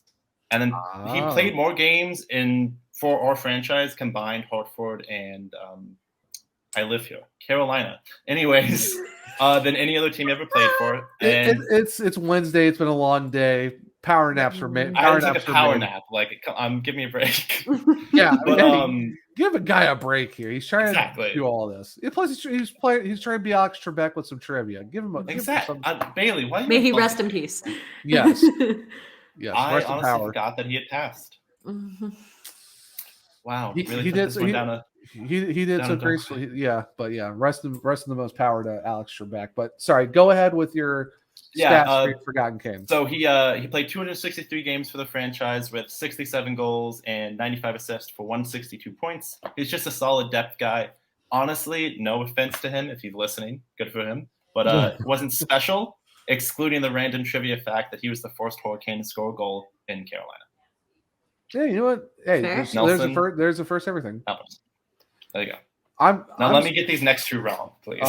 The thing is, I know I'm gonna have a lot of Brad and Brian are giving me so much crap for the fact I forgot Kevin Dineen because that is a go-to. Everyone knows this answer, and I knew who it was. Again, I only know it because when you get in a conversation with a Hurricanes fan of a certain age, absolutely no disrespect, they're not all like this, but some of them are very much, well, you're not a real fan, you don't know anything.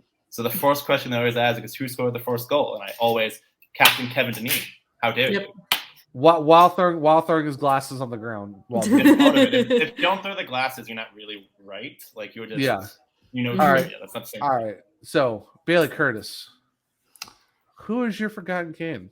So, I'm just going to go and say, hold on. Sorry, I had to find my guy again. This is a guy who played from 2009 up until 2015. Oh, so we're talking about Dark Ages Kane. Dark Ages Kane.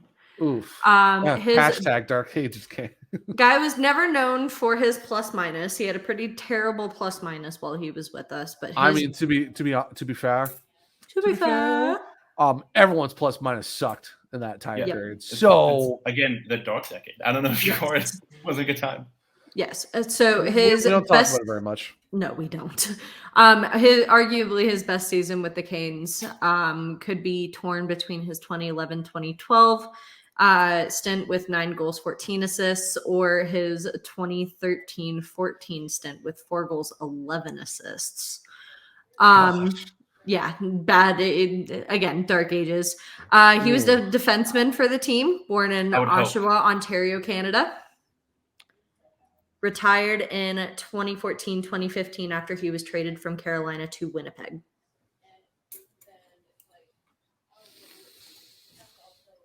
Do you know his hair color? His hair color? He is a brunette. Do you actually know that? I was just okay. Well, no, I've got a stat sheet pulled up in front of me. It's got his. I'm trying to read off her glasses what it actually says. I'm clicking off of that now. No, it's all I see is blue, so it doesn't do much. So who's your forgotten kid, Bailey? Because born on November 3rd, 1982, we have Mr. Jay Harrison.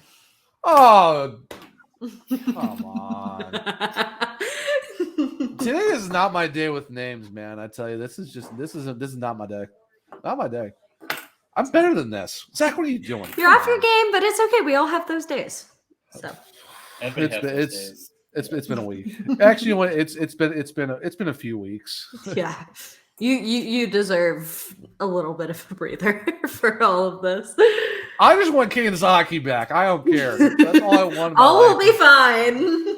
All will be fine once it's back. Once I'm actually at the arena on the 12th in October for the home opener, I'm ready to go. Give me some hockey, baby. Yes. But last but not least, now this guy. Now we have a guy here. He so like I said, a lot of people get his name wrong, but he started his career in Carolina in 2001. He was actually drafted in the 4th round and 97th overall in the 2000 NHL entry draft. He's from Sweden, defenseman, 9 years with the Canes, 517 games played, 18 goals, 51 assists for 69 points. His plus minus, I mean, we don't really talk about it that much, but a minus 61, take it as you will. Average ice time, 16 minutes and 45 seconds. He is the original number 7 for the Canes. How about Mr. Nicholas Wallin? Is my forgotten Cane. Stanley Cup winner. That's a good one as well. Yeah, dude. How can you not love? I was literally trying to think in my head the defenseman on the Stanley Cup team. I was like, who was drafted in 2001? Yeah, drafted in 2000. Was there for the 2002? Yeah, 2002 run against the the Red Wings. We won't talk about that. But one of the best teams of all time didn't happen. Don't worry about it. But he didn't win it. With the 05-06 team. So you know what, the best team ever. But yeah, Nicholas Wallin. I know a lot of older Hurricanes fans are going to know that name because all people thought it was Wallin because it was W, but Sweden. It was Wallin, which is very interesting. Because it always made me laugh when I try to hear fans try to pronounce his last name. I'm like, that's Wallin. I know it's got a W. It's like there's some cities like Cuyahoga or Manaway, not even remotely spelled to what the pronunciation, not even close to how it's spelled. Yeah. Because for like Manaway, it actually looks like Mantua, like Mantua, but it's pronounced Manaway. Throw so many people. That's why I like Wallin. It always made me laugh as a kid because it's Wallin. No, it's got that. I gotta be honest. I remember Wallin. I don't remember that at all. What people pronounce? Yeah, the pronunciation. Although I was also a little kid, so I'm sure I was just like, I know how to say it. Suck. Like. Yeah. Well. Yeah. My dad kind of. I was a really snotty little kid. No, I would. I would on you if I knew Hurricane stuff you didn't know. Yeah. So would I. Honestly. Oh my god. Maybe not about the same stuff, but I'm sure my dad would agree with you there in the snottiness. Well, you didn't even want to take a photo with Stamkos. Like obviously there was some snotty there. I mean, you guys didn't realize I could trope you with the stories. You've given me so much material I could come after you with. Yep. I didn't realize that we'd be using stories from the Storm Cellar to attack me here on the SurgeCast. So thanks for that. I mean, Collin brought the smoke, so I mean, why not, right? Honestly, I have a strong feeling we're gonna have multiple appearances of Mr. Collin here. On this podcast. I'm very looking forward to it. I mean, of course, season. I'm here for it. What do you mean, of course? Wait a minute. No. Offer's been made. It's too late. Don't say if you want to. I'm not gonna force you to come on. But I mean, no, I've had fun. Our dogs got to talk through our computers. It was a good time. I was just waiting for my dog to make an appearance, and she finally did. So I was just really hoping mine didn't hop in my lap. There was a couple times it got like right next to me. I was like, please don't do this. Please don't do this. Oh no! If you've seen older episodes, or actually, the bad part was you missed a lot of season 1 where my dog would actually just like Kelly loved making appearances. Right in front of me as I'm trying to record. All you see is my dog's body just goes zoop right across my face, and I'm just sitting there going, "Hey, what's going on, guys? How's it going? All that, yeah." So it's nothing I'm new. so used to having such control over my audio quality that he barks when I'm recording. I'm just like, and we're gonna re-record that. Like, I'm at the point where I'm like, you know what? It adds a little extra spice to it because it makes it more happens. Real. To be fair, there's personality to it. Now everyone knows the dogs. Like, yeah. At this point, everyone kind of knows. But Collin, this was a lot of fun. We appreciate you taking the time joining us tonight. But before we actually let you go, where can people find you on the socials and also find your amazing podcast, Home Ice Advantage? Which, by the way, fantastic name. Thank you. That was a committee thing there. It was originally going to be In Rod We Trust, but then it was when Rod's contract was up. And we didn't know. We knew he wasn't going to go anywhere else, but we didn't know if he was going to stay with the team because I mean, at that point, he made less money than some assistant coaches at that point, so we weren't sure if he was going to come back. So we decided that it couldn't be centric to Rod, but we still needed something that like represented Hurricanes fans. Yeah, of course. Advantage. And the funny part is this offseason, when all we did was run at home, it was like, yeah, this name's perfect. Very fitting. And then Game 7 against the Rangers, I reopened the next episode. It was this podcast name was not supposed to be a joke. Me and Bailey doing the Twitter Spaces for those games. Yeah, Game 7 was not fun. I've been in the building the past 2 times that we've been eliminated, and against Tampa it was sad. Don't get me wrong, I was heartbroken, but it was fine because Tampa Bay fans aren't scummy. So they were just like, yeah, we're better than you. Have a good night. And I was like, okay, well, that's hurtful. But to be fair, you won. So whatever. Rangers fans are like, well, your city's trash. Like, dude, you live here. Like, what do you mean? Are those the same fans that are usually wearing Hurricanes jerseys when it's not Rangers games? And then when my God. Games?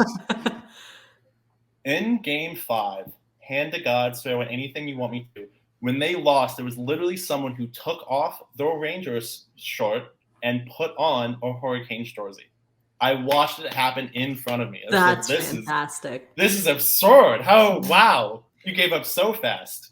Anyways, so Home Ice Advantage is my baby. It's available wherever you find After podcasts. After the shade, instant like. All right, let's actually talk about the podcast. I'm saying the transition is the Rangers aren't even an original 6 team. They weren't even the first NHL team to play in Madison Square Garden. They're a Mickey Mouse Club, so ignore them. But Home Ice Advantage is my baby. I'm very history focused, so there's been a lot of recent episodes telling the Ballad of Stormy or telling about the team's time in Greensboro and why it honestly wasn't as big of a failure as most people can say. But I also do season previews and cover like actual news stuff. The trick is I'm the one who broke the news today about preseason games not being on Bally Sports because I just really wanted to know. So I spent all day tweeting at everyone that would know. I actually messed up and tweeted at Walt when I thought it just said mailbag. I didn't realize it was for Brock Shahan. Thank you, the new head coach in Chicago. I read it too fast, so I tweeted it, and then he tweeted back. He's like, I don't think you would know that. I'm like, fair enough. Okay. But because I just really wanted to know. Take the L on that one. Yeah, I literally admitted it too. It's like read it too fast. Lol, my bad. Like I don't know what else to say here. Honestly, I love Walt Ruff. He's so great. He's so great. I'm so glad we have him here in Carolina. He had big shoes to fill after Mike, and he did, but he didn't miss a beat. No, he really didn't. The mailbags were great. His interactions are so great. I mean, his fashion sense is just immaculate. Jeff, he has a Whalers varsity jacket that he's had since I've seen it. I've seen it. I was so in the building, so I don't think you guys would know this, but we would always, he does intermission reports in the arena during the game. So we would always take a picture and be like, look, Walt, the man. And then we would chant, Walt, Walt, because we're Nords and we had Storm Brews, so we were gonna do stuff. I mean, why not, right? Yeah. No. And then we literally started grading his outfits. It was like Rate Rod's tie, but it was just Walt, and I'm a little buzzed off Storm Brews, and I was like, "It's a solid outfit, man." And he's like, "Yeah, I appreciate it. I really tried this time. Like, it was a good time." No, yeah, because I even asked him too. It's like, so where you? Because I think when we had him on the first time, it was like, oh, so where do you get your fashion sense from all these guys? Because the Hurricanes, they just know how to dress. But now Walt is, I love when you did the pictures during the regular season during like all the intermissions. I'm like, look at Walt. Look at him just being a man. Just being the man. Sir, you have you did not have to come in this hot. Calm yourself down, sir. Also a big Xbox fan, which if you're not, keep it to yourself because you shouldn't tell people you're wrong. But which I also enjoy. Oh, so you said Xbox, right? Yeah, which is the correct answer. You can be a PC gamer. I respect that. But... Walt has many other qualities that make him great. No, it's mainly just the Xbox thing.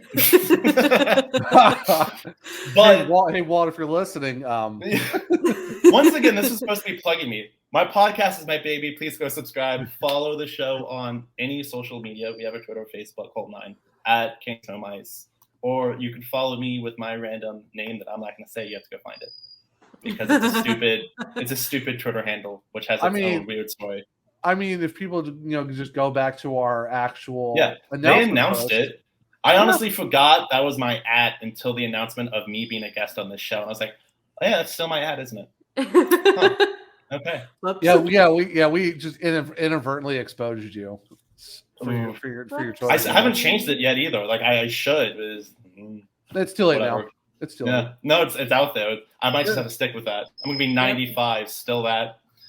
I mean, hey, I wanted Keniac Zach, but apparently, the other Zach just had to beat me. Too many Zachs on Twitter. Yeah, I know. There was a lot of random Zachs that follow the team, though. Yeah. Like a lot. Like Zach's not that popular of a name, man. Like I don't understand. Oh no, in 1991 it was.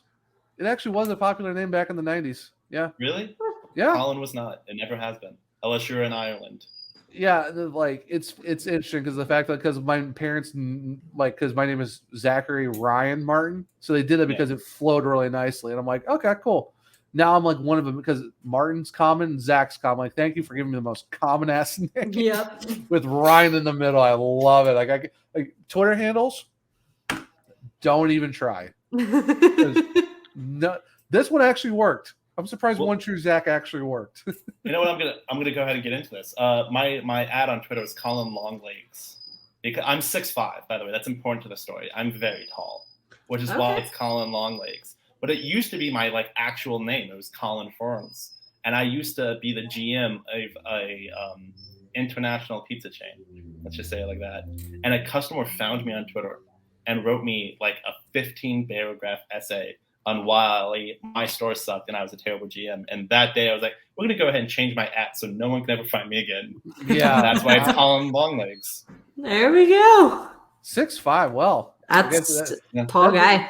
That puts my 6'2" into perspective. Yeah. Me and Freddie. I am 5'5", so. hey, fight. That's about average. That's average for women. But if I could give you some inches, I would. It's not fun being this tall. I don't want any, but I appreciate it. The top shelf has a lot of stuff on it. That's all I'm saying. I appreciate having a 6'1" boyfriend who can reach the top shelf. I'll just use him for his height. I really appreciate you guys having me on, though. This was a lot of fun. Oh, it was a lot of fun. And yeah, Bailey, talking about your boyfriend. Yeah, he needs to start making some better takes. This is a guy who says Devon Taves is better than Jacob Slavin, so we'll with that. Yeah, there's a lot more. And you haven't left him yet? I'm sorry. No, this is an intervention now. Let's change the show. Why do you choose to harm yourself like this, man? It's not healthy. There's a lot more other takes we've taught that he's said that there's a lot more. I love him to death, but I don't want to be here for another hour recording, so we'll probably make this off and just do it somewhere else. But Bailey, where can we find you on the socials? Not talking shit about your boyfriend. You can find me on Twitter at Bailey Curtis, and that's Bailey with 2 Y's. I mainly talk hockey, or come at me, DM me. Love talking with you guys. Just recently hit 600 followers, which I'm very excited about. Appreciate everybody for the support. You can also find me on more of my personal kind of lifestyle over on Instagram at Bailey Lynn Curtis. Go follow the podcast at the SurgeCast. As you see, we're getting right down to the wire for hockey. Great guests like Collin coming on and gracing their presences. I on really our enjoyed podcast. that you're lying about it. Thank you. No lies. I'm not a great liar, so. But slip her the 20 later. It's all right. Yeah, no, I was just gonna Venmo. It was gonna be fine. Well, I mean, yeah. There we go. Just give her the Cam Ward bobblehead, and we'll call it. That's not happening. I actually have two, but you're not getting either. No, well, they're two different bobbleheads. It's not the same they're two one. different. I'm not. Okay. Yeah. I don't blame you at all. If they were the same one, I'd be like, Collin, what do we need to do to make this happen? But if it's different, fair enough. No. You already got a Justin Folk bobblehead out of me. What are you doing? Trying to fleece the guy. Jeez. That's what I'm saying. He's trying to get my whole. No, I got it. You've been working together with my husband to get my collection. That's what this is. I'm just figuring it out. I mean, is it really called fleecing if you're just trying to be nice to a friend? I mean, is it really fleecing? By taking their stuff? Yes. That's exactly what that means. Some call it fleecing, some call it just light flirtation. Resourcefulness. Resourcefulness, that works too. Or light flirtations. It's okay. It works. But yeah, go follow the podcast at the SurgeCast on Twitter. You can find our link tree in the bio there as well. We've got some awesome resources there for you guys to take advantage of and through that link tree. And also go follow our wonderful, the reason we're able to do this, Belly Up Hockey, over on Twitter as well. Yep, definitely check all that out. You can also find us on our YouTube, which is what you're hopefully watching on right now. So make sure to hit subscribe. Make sure to hit like and hit that bell so you can get all the notifications. So you can see our lovely faces, talk about the most fun team in hockey and also in all sports, and potentially see guests roast both of us or one of us. So, that's all I'm here for. It was in my all contract. of it. I could only come on if I could roast specifically Bailey's boyfriend. That was my one thing. It was like, He's an Abs fan, so I'm still trying to get him to claim the Canes as his second team. We're working on it. They just won. There's no way he's on top of the world right now. After he said that hockey in the South is a joke. No. He doesn't believe that. He doesn't believe that. He doesn't believe that. His brother does. I have read, this is going to sound so nerdy, I have read multiple case studies on hockey in the South.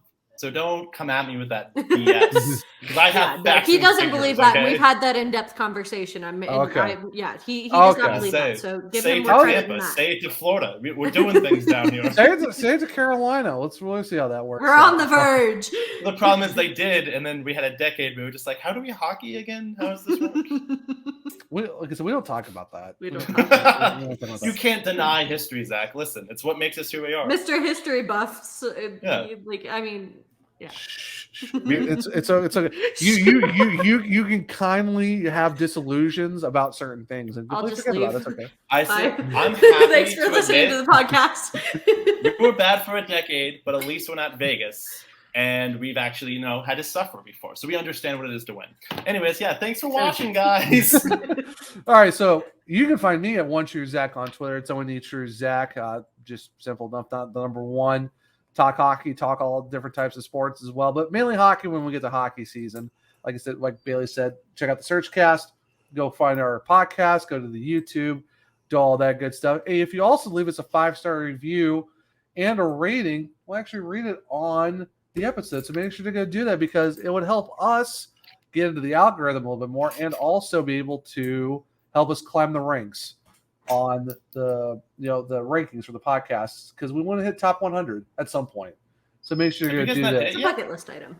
No, it changes daily. So you guys have probably been on it and you haven't noticed. Probably. It's weird. Chartable is weird. It says you are, but then you aren't. So I don't know. Well, that is true. I'm randomly number 7th in Denmark. I've been number 7th in Denmark for like a week now. Which is has to make me think that there's only 7 hockey podcasts in Denmark. Like that's the only way it makes sense to me. Yeah. And you know what? Hey, you're top 10 somewhere, right? So it doesn't matter that it's not local at all. But it's number 7 in Denmark. It's still 7 somewhere.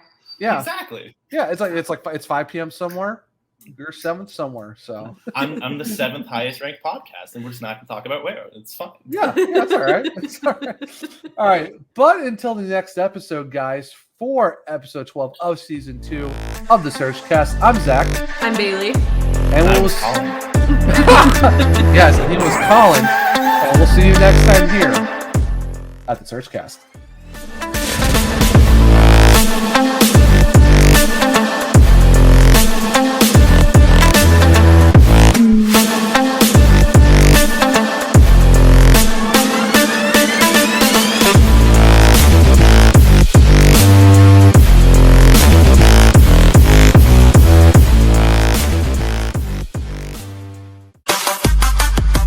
Thank you for listening to this Belly Up Media production. Some said we'd go belly up, so we made it our name. And we're still here.